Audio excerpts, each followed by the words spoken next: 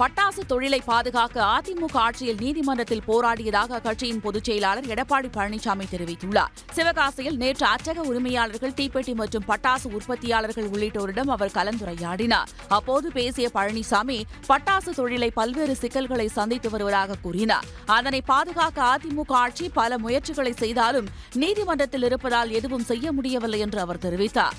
பொதுநல வழக்கு என்ற பெயரில் பட்டாசு விவகாரம் உச்சநீதிமன்றத்தில் நிலுவையில் உள்ளதாக பழனிசாமி கூறினார். இங்கே இருக்கிறது, ஆனால் உச்சநீதிமன்றம் டெல்லியில் இருக்குது. அந்த டெல்லியில் உச்சநீதிமன்றம் இருக்கிற காரணத்தினால அவர்களுக்கு கண்ணுக்கு படுவது அங்கே இருக்கின்ற மாசு. அந்த மாசை வைத்து இந்த பொதுநல வழக்கு போட்டவர்களுக்கு உதவியாக கிடைத்து விடுகிறது. வாதாடுவதற்கு ஒரு வாய்ப்பாக அமைந்து விடுகிறது. இதுதான் ஒரு கஷ்டமாக இருக்கும்.